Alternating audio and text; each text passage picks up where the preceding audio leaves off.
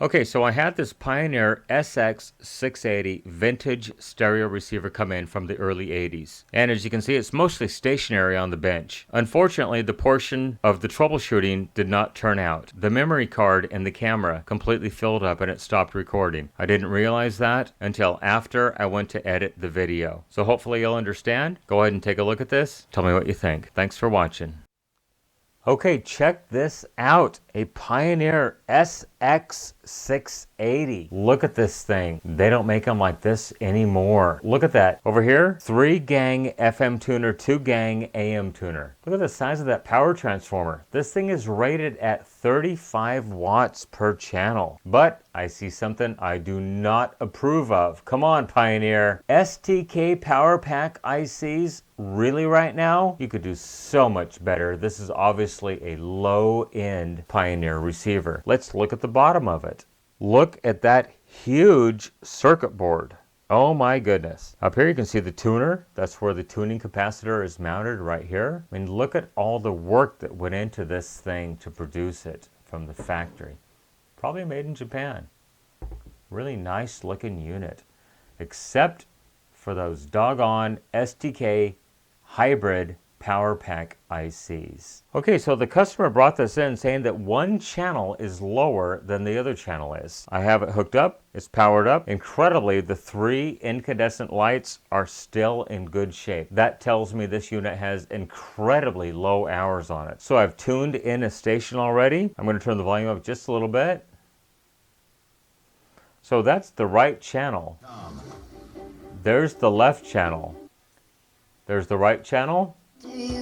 Left channel. So it's very, very low on the right channel. So I don't know what's going on. We'll have to troubleshoot it and find out. But check this out. If I push the mono button, so there's the right channel. There's the left channel. Almost no difference. But in stereo, there's almost no right channel whatsoever. Is it just a switch contact? Does it have high ESR caps somewhere in the audio processing circuitry? I don't know. So I'm going to go ahead and troubleshoot this out and try to figure out what is going on with this unit. Okay, check this out. This is the right channel, and I'm working the tape monitor number 2 switch in and out.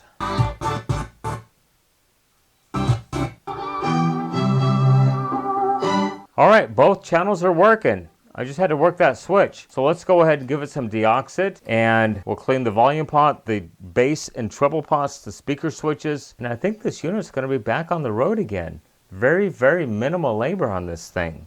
Okay, so I thought I had everything going good, but then I went ahead and let it cool off, and I went and did a final test the following day, and the left channel was very much distorted, only when the unit is cold. So I've got some copyright-free audio going into it right now, and I'll go ahead and fire the unit up and let you listen to the different channels. Okay, here we go, power on.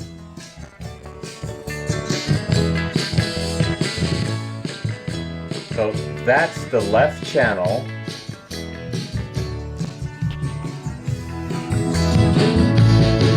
And that's the right channel. So the right channel sounds very good, but the left channel,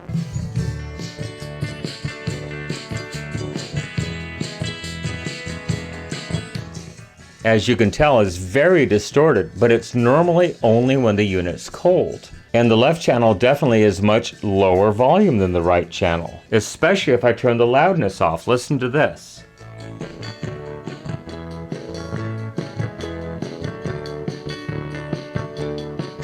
That's the left channel.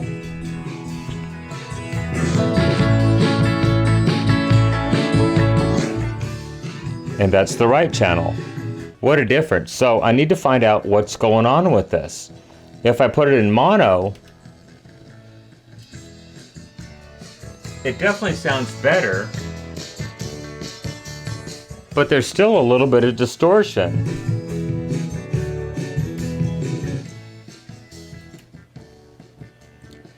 So let's go ahead and try to figure out what might be going on here. I suspect something in the preamp stage. I don't think it's the power amplifier that's causing the problem, but I could be wrong.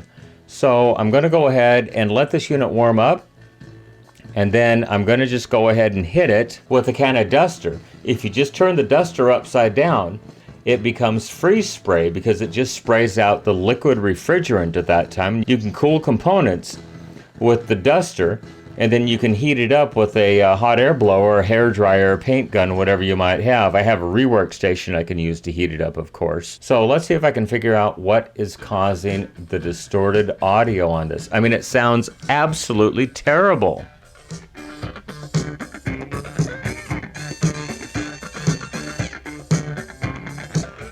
It's very distorted, very raspy. Okay, well, I ended up changing 4 capacitors, and I found a transistor in the power supply in the regulation circuit that supplies power to the preamp that wasn't supplying the full voltage. And I know that won't affect one channel, but I went ahead and replaced it anyhow. Got the power supply up to the full voltage that it should be. Anyhow, let's take a listen to the speakers right now. I have the volume down fairly low, so this is the left channel.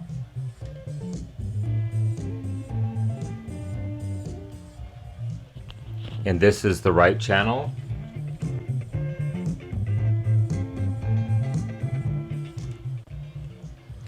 Everything sounds absolutely perfect now. This is a great sounding receiver. And judging by the date codes on the ICs on this unit, it was made in 1980 or 1981. Most of the date codes are in the early 80s. So I ended up changing these 2 capacitors right here. You can see they have a nice bright shiny silver top. This one capacitor you can barely see over here in the corner.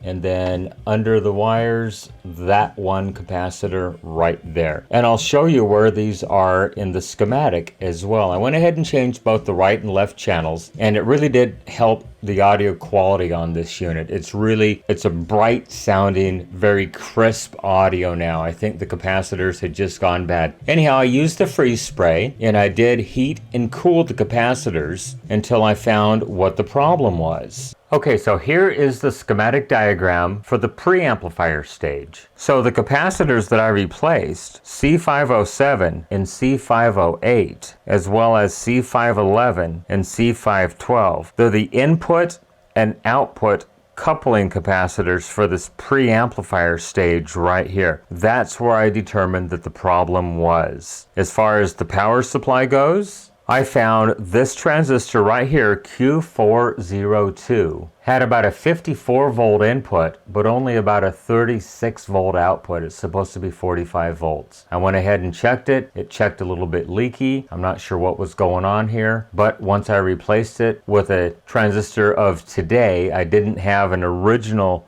Matsushita replacement transistor to put back in this unit. I used a newer upgraded transistor. I got my 45 volts back right here. Anyhow, there it is, up and running. Both channels very even as far as the audio quality goes. It sounds absolutely great.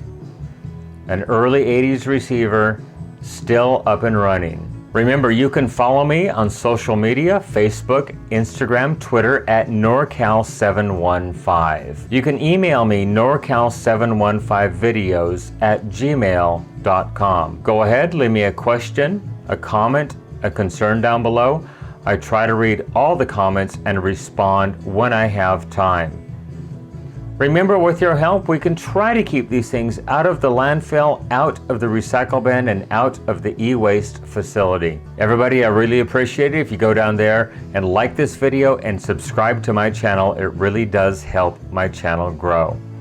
Everybody, thanks for watching this video. Once again, I really do appreciate it. Everyone have a great day. Bye-bye.